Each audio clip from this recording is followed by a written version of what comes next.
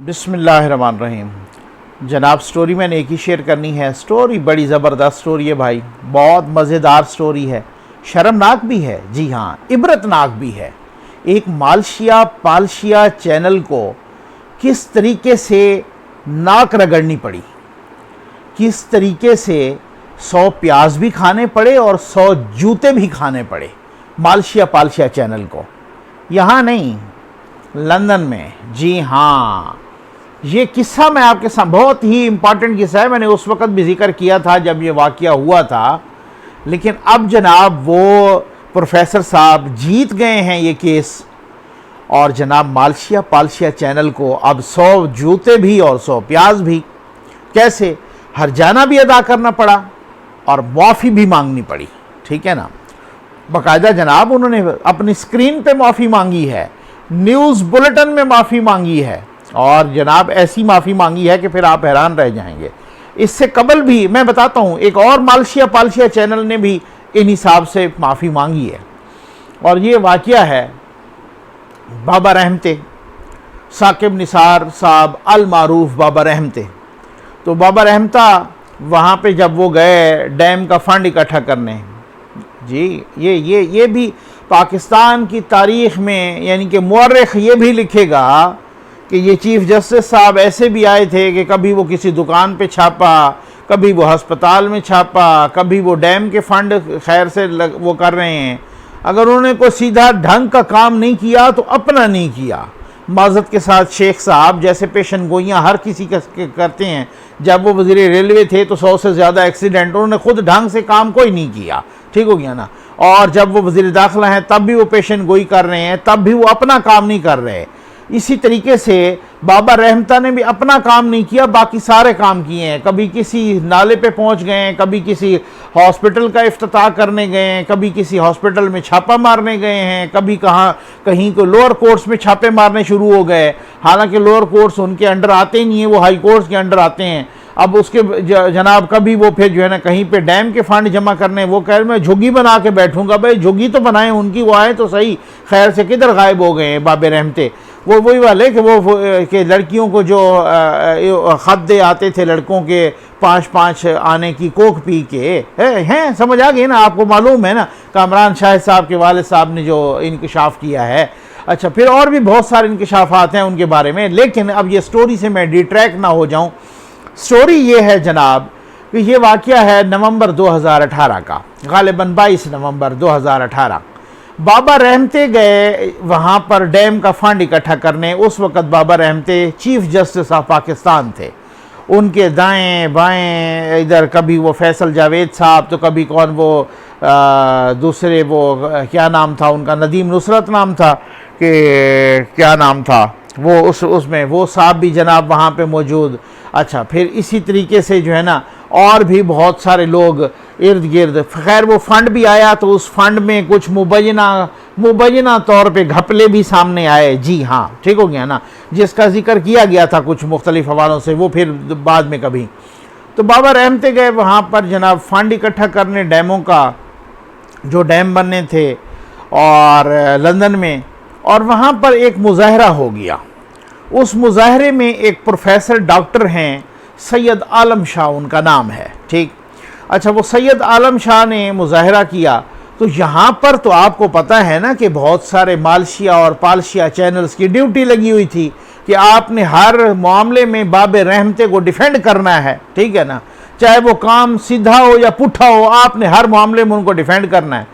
तो जनाब वो मालशिया पालशिया चैनल जो है ना, मुझे नाम लेने की ज़रूरत नहीं है, अब तो खैर एक का नाम इस वजह से समा ने भी यही रिपोर्टिंग के चले हैं, मैं दूसरे का नाम भी ले लेता हूँ, AR भाई, उसने भी यही रिपोर्टिंग की कि ये जो है ना शख्स सैयद आलम शाह का कहा, जो प्रोफेसर साहब हैं, डॉक्टर प्रोफेसर हैं, वो यहाँ पर जनाब कराची में यूनिवर्सिटी में फ़िलासफ़ी के प्रोफेसर थे लंदन शिफ्ट होने से पहले।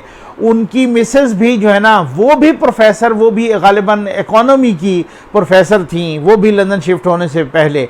तो वहाँ पर भी वो दर्स व तदरीस से के साथ मुंसलिक हैं। तो इन्होंने जनाब ये किया कि इन्होंने कहा कि ये तो इंडियन एजेंट हैं, इंडियन शहरी हैं, इंडिया से पैसे लेकर पाकिस्तान के ख़िलाफ़ मुज़ाहरा कर रहे हैं। ये तो आपको पता है भाई, गद्दार करार देना, इंडियन एजेंट करार देना, ये तो 2 मिनट का काम है यहाँ पर, ठीक है ना। गद्दारी की और खैर से मतलब कुफ्र के फतवे और गद्दारी के फतवे और इंडियन एजेंट, मतलब ये तो फैक्ट्री है ना यहाँ पर ना। हाँ, हमारे यहाँ माशाल्लाह हम खुद कफील हैं। अच्छा, फिर उस हवाले से जनाब ये आए और इन्होंने इसी तरीके से वहाँ पर प्रोफेसर साहब ने, प्रोफेसर डॉक्टर सैयद आलम साहब ने, उन्होंने वहाँ पे केस कर दिया। तो वो केस जीत गए, और जीत गए तो अब हर्जाना भी पड़ा, और हर्जाने के साथ वही बात है ना, 100 प्याज भी और 100 जूते भी। तो आज मैं सुन रहा था, आप में से बहुत सारों ने सुना होगा जनाब, कि समा टीवी जनाब बहुत ही बबांग दौलंदा, मैं कहता हूँ क्या अब इसको आप मासूमियत कहें, इसको शोदापन कहें, इसको क्या कहें, मैं क्या इसकी शर्मिंदगी कहें, ठीक हो गया ना, इसको डठाई कहें, इसको क्या कह क्या सकते हैं। मैं आता हूँ कि कुछ लोग कह रहे हैं बड़ी अजमत की बात है, बहुत ही अजीम काम किया है, अपनी गलती मान ली है, और ऐसे नहीं मानी। जब जूते पड़ते हैं ना मुबैना तौर पे, तो ऐसे ही मानी जाती है। गलतियां यहाँ माने पाकिस्तान में ना, खुद से जिनको गद्दार करार दिया और जिनको इंडियन एजेंट और मोदी का यार और पता नहीं क्या किया, यहाँ पे खुद से गलती माने तो अजमत वो है।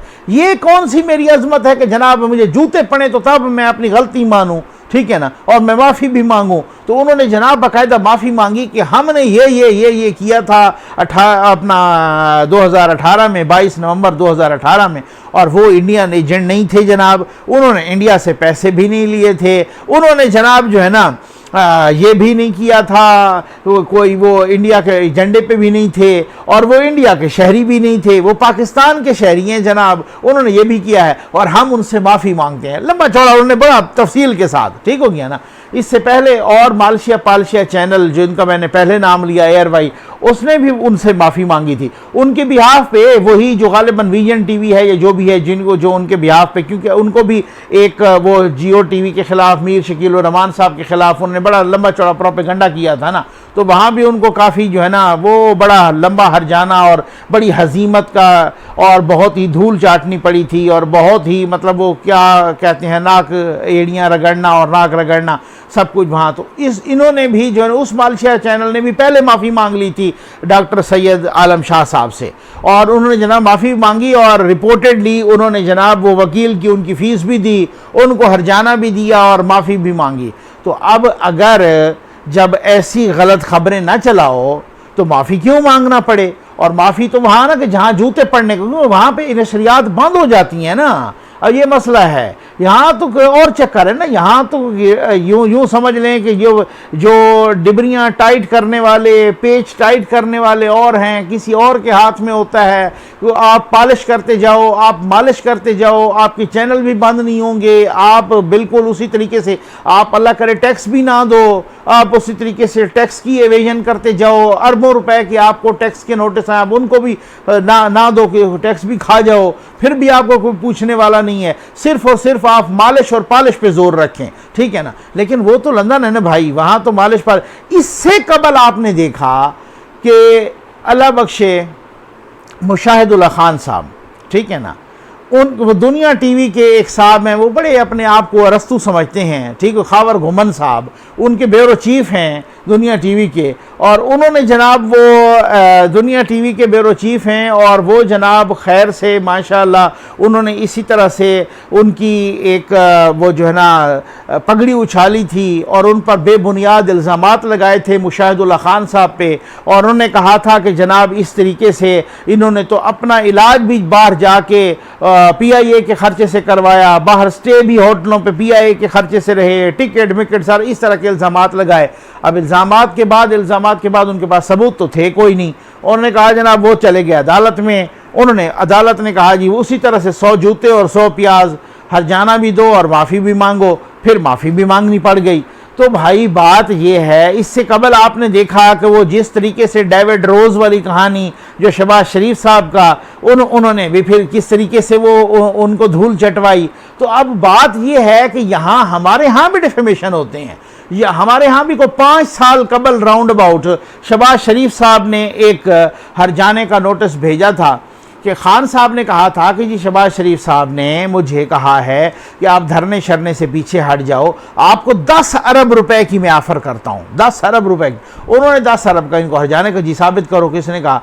आज खान साहब कभी इधर कल्टी तो कभी उधर कल्टी, तो कभी जनाब उधर भागना तो उधर छुपना, क्योंकि खान साहब कहते थे ना कि आप स्टे के पीछे क्यों छुपते हो, आप पूरी की पूरी जमात, चाहे वो मालम जब्बा हो या चाहे वो BRT हो या कोई और केसेस हैं, चाहे वो कासिम सूरी साहब का केस हो या चाहे वो कोई भी हो, वो सारे स्टे के पीछे छुपे हुए हैं। इसी तरीके से यहां पर भी कभी वकील नहीं आया, कभी बदल गया वकील, कभी वो पेश नहीं हुए। इतनी दफा बरहमी का इजहार किया अदालत ने कि जनाब अब आज जाके उनको वो अपना जवाब जमा कराना पड़ा। तो जी वो बात ये है कि मुझे तो किसी थर्ड पर्सन ने, मतलब मेरा कोई दोस्त है, उसने मुझे आके बताया था, ठीक। यानी इस तरीके से इनडायरेक्ट अंदाज में आप बयान करें। अब उसके बाद अदालत क्या कहती है कि जनाब उस दोस्त को बुलाओ या क्या करो। भाई अगर आपको हर जाने का, पहले ये कहा गया कि हम उसका नाम नहीं बताते क्योंकि वो इनसे खतरा होगा फिर, ठीक।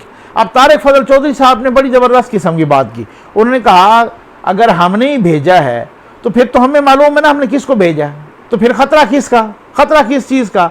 अगर उस बंदे को भेजा ही हमने है आपके बकौल, तो फिर हमें तो पता है ना। तो फिर अगर हमें उस बंदे का पता ही है तो फिर आप कह रहे हैं कि हम नाम नहीं बताना चाहते क्योंकि उसको खतरा होगा। तो फिर अगर वो भेजे ही हमने है तो खतरा कैसा, फिर हमें तो पता है, ठीक हो गया। आप इस तरह की बात कर रहे हैं। तो अब ये आज उन्होंने जो है ना, इसे कभी वो बाबर रहमान साहब जा रहे हैं तो कभी को दूसरे वकील जा रहे हैं, कभी कहते हैं जनाब आपकी तो ये जुरिस्डिक्शन ही नहीं बनती। जैसे ये नहीं कह रहे यहाँ पर फॉरेन फंडिंग केस में, इधर भी वही कह रहे हैं ना, कि इधर भी वही कह रहे हैं कि आपकी तो ये जुरिस्डिक्शन ही नहीं बनती, ये तो फलां की जुरिस्डिक्शन बनती है, ये उसने। तो सारे पैंतरे जब इनके सारे मंत्रे खत्म हो जाते हैं ना, फिर उसके बाद ना ये हमारे यहाँ डेफेमेशन का हाल है। अब अगर अमेरिका कहे, अमेरिका की महकमा खारजा कहे कि जी हमारी अदालतें ग़ुलाम हैं और आज़ाद नहीं हैं, और हमारी अदालतें हुकूमत के भी प्रेशर में होती हैं और हमारी अदालतें जनाब कंट्रोल टावर के भी दबाव में होती हैं, तो फिर हम तो बुरा मान जाते हैं। उससे बेहतर है हम अपने गिरबान में झांकें कि क्या ऐसा होता है कि बाहर कोई डेफेमेशन अगर मीर शकील उर रहमान साहब करते हैं तो ARY को तब भी नाक रगड़नी पड़ती है, अगर बाहर डेफेमेशन मुशाहिदुल्लाह खान साहब करते हैं तो तब भी दुनिया TV को नाक रगड़नी पड़ती है, अगर बाहर डेफेमेशन का केस जो है ना शहबाज शरीफ साहब करते हैं तो तब भी डेविड रोज को और डेली मेल को दोनों को नाक रगड़नी पड़ती है, अगर बाहर डेफेमेशन का केस सैयद आलम शाह साहब करते हैं तो तब भी समा TV को और ARY को नाक रगड़ना पड़ती है और धूल चाटना पड़ती है। और यहाँ पर जो भी डेफेमेशन का केस होता है वो लंबा होता जाता है शैतान की आंत की तरह और कभी ख़त्म नहीं होता। कभी कोई वकील बदल रहा है तो कभी कोई जज बदल रहा है तो कभी क्या हो रहा है। अब ये इस किस्म की ना आप पगड़ियाँ उछालते जाओ, आप ये कहते जाओ कि जो 3 दफ़ा का इलेक्टेड प्राइम मिनिस्टर है वो जनाब वो एजेंट है, वो गद्दार है। आपने फातिमा जनाह को भी गद्दार करार दे दिया, आपने जनाब बेनज़ीर भुट्टो साहबा को भी सिक्योरिटी रिस्क करार दे दिया, आपने नवाज शरीफ साहब को भी इंडियन एजेंट और गद्दार और मोदी का यार और पता नहीं क्या क्या करार दे। सबूत आपके पास थे नहीं। आपने इलेक्शन से पहले मालशिया पालशिया चैनल पर मालशिया पालशिया एंकर्स बैठ के ये कहते रहे कि नवाज शरीफ साहब ने कोई 4 अरब या 4 अरब डॉलर इंडिया मुंतकिल किए हैं। वो किधर गए हैं? सबूत किधर हैं उसके? कोई तो साबित करे ना कि कहाँ मुंतकिल किए हैं। मालशिया पालशिया कहते रहे कि नवाज शरीफ की मिलों में इंडियन एजेंट काम कर रहे हैं और रॉ के एजेंट काम कर रहे हैं। वो किधर गए? आज पकड़ो ना, किधर गए हैं? उस वक़्त तो जितना अगर वो रॉ के एजेंट उनकी मिलों में काम कर रहे हैं तो नवाज शरीफ साहब की मिलें क्या मरीख पर थीं? हमारी जो इतनी 26 के इर्द गिर्द कोई एजेंसियां हैं अराउंड अबाउट, तो वो क्या चने बेच रही हैं? वो क्या कर रही हैं? वो पकड़े उन रॉ के एजेंट्स को कि भाई ये इधर क्यों काम कर रहे हैं। एक एजेंट सामने नहीं आया। आप पगड़ी उछालो, आप किसी की इज्जत को इस तरीके से सरे बाजार तार तार करो, आप सरे बाजार इज्जत को नीलाम करो। आप क्या इस हवाले से 3 दफ़ा का इलेक्टेड प्राइम मिनिस्टर। और जनाब हालात तो ये हैं कि असद दुरानी साहब के बारे में भी जनाब वो कहा गया इस्लामाबाद हाई कोर्ट में कि ये भी इंडियन एजेंट है, ठीक है ना। तो जब इसका मतलब ये है कि जो उस खास मालशिया पालशिया बयानिया से थोड़ा सा डेविएट करेगा, हटेगा, हर बंदा वही गद्दार होगा, चाहे वो हामिद मीर साहब होंगे, चाहे वो बेनज़ीर भुट्टो साहबा होंगी, चाहे वो नवाज शरीफ साहब होंगे, चाहे वो डॉक्टर कदीर साहब होंगे, चाहे वो फातिमा जिन्ना साहबा होंगी, चाहे वो कुछ भी। मैं कहता हूँ कि आप आज वो कायद आज़म भी इस तरह से कोई ऐसे बयानिए से डेविएट करते तो मुझे लगता है मुबैना तौर पर उनको भी कहा जाता कि ये भी हैं, ठीक हो गया ना। यही इंडियन, जब उनकी बहन को कहा गया कि ये इंडियन एजेंट हैं और गद्दार हैं तो वो को बैद था। तो मैं समझता हूँ कि ये ऐसी रविश, इसमें हम कोई मरीख पे नहीं रह रहे भाई, हम ये वर्ल्ड इसी ग्लोबल विलेज में रह रहे हैं। हम ये नहीं है कि 4, 5, 10 हज़ार 10 लाख लोगों को, अपने 22 करोड़ लोगों को भी चाहे धोखा दे दें, दुनिया को नहीं धोखा दे सकते। दुनिया जान जाती होती है, दुनिया पहचान लेती है। काश हम फिर उसके बाद जब हमारी अदालतों पे इस तरह के उठते हैं जब आवाज़ और उठते हैं जब एतराज़ात और सवालात, तो फिर हम कहते हैं जनाब ये हमारे खिलाफ तो कोई साजिश हो रही है, फिर तो हमारे खिलाफ ये बड़े मसाइल हो रहे हैं, ये पाकिस्तान के खिलाफ किसी ने साजिश की है। भाई आप अपनी अदाओं पे गौर करें ना, दूसरे अर्ज करेंगे तो फिर हमें तो शिकायत होगी, हमें तो फिर उसके बाद हम तो चीखेंगे।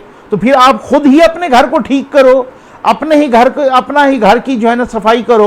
वो क्या कहते हैं पंजाबी में कि अपनी मंजी तले डांग फेरो जाई पहले। उम्मीद है आपको वीडियो पसंद आई होगी। आपका बहुत बहुत शुक्रिया।